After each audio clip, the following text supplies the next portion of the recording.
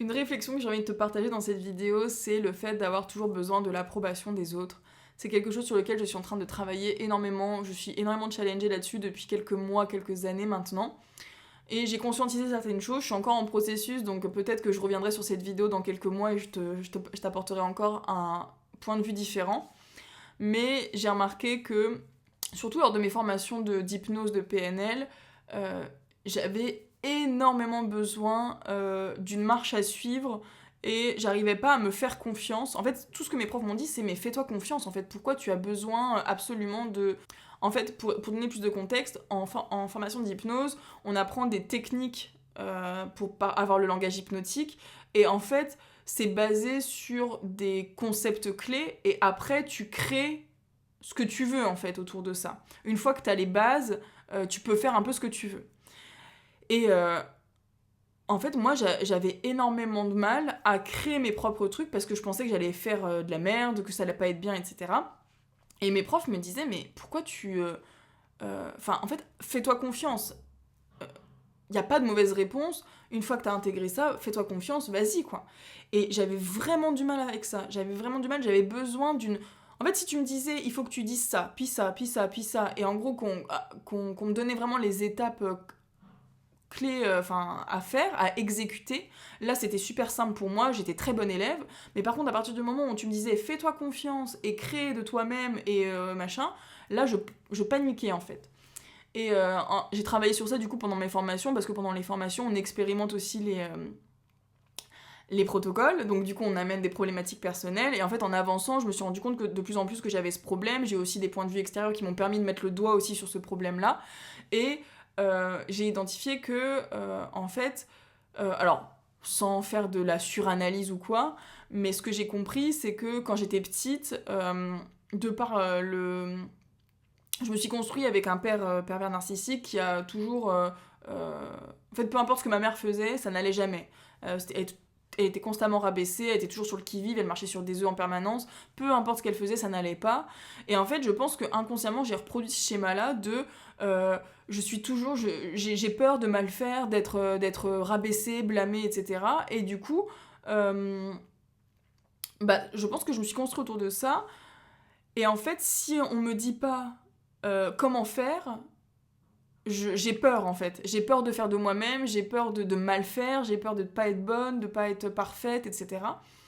Et du coup, j'ai travaillé là-dessus ces derniers temps, surtout que maintenant que je suis à mon compte et que je dois travailler pour moi, ça a été très dur au début de pouvoir me dire ok, je fais telle vidéo, je parle de tel sujet, est-ce que c'est bien, est-ce que c'est pas bien, est-ce que c'est ok. J'avais fait une vidéo sur le fait de sortir des cases et c'est encore un cheminement que je suis en train de processer parce que j'ai vraiment envie de m'émanciper de cette approbation des autres parce qu'au final, il n'y a pas de bonne réponse. Il y a ta bonne réponse à toi et en fait, peu importe ce que tu vas faire, mais ça c'est pour tout en fait, il n'y a même pas de contre-exemple là-dedans, mais peu importe ce que tu vas faire ou ce que tu vas dire, ça ne pourra jamais plaire à tout le monde. Il y a des gens à qui ça va trop parler, ils vont être trop d'accord avec toi parce qu'ils partagent les mêmes valeurs, ils ont eu les mêmes expériences, ils ont le même fonctionnement, ou ça leur parle à un instant T, etc. Et il y a d'autres personnes à qui ça va pas parler du tout, ton caractère, ta manière d'exprimer les choses, ta manière de parler ne va pas du tout plaire, ne va pas du tout être dans la carte du monde de l'autre. Et en fait, une fois que tu prends conscience de ça et que tu l'acceptes, pourquoi te priver d'être toi-même alors que, de toute façon, les faits sont là. Donc aujourd'hui, j'apprends à m'en foutre, entre guillemets, de l'approbation des autres et surtout de faire par moi-même. C'est nouveau pour moi. Et je sais que ça en parlera à certains parce qu'il y en a beaucoup qui attendent aussi d'être rassurés. Moi, je sais que j'ai énormément ça, le fait d'être rassurée sur ce que je fais. Des fois, avant de publier une vidéo, surtout au début, maintenant ça va, j'apprends à le faire de moi-même et à être fière de ce que je fais. Avant chaque vidéo, au tout début de mon compte Instagram, je montrais toutes les vidéos à mes amis, à mon copain, et je disais est-ce que c'est bon, est-ce que j'ai pas dit une bêtise et tout. Et mes copains ils étaient là mais c'est ton boulot, comment tu veux que je sache si c'est une bêtise ou pas.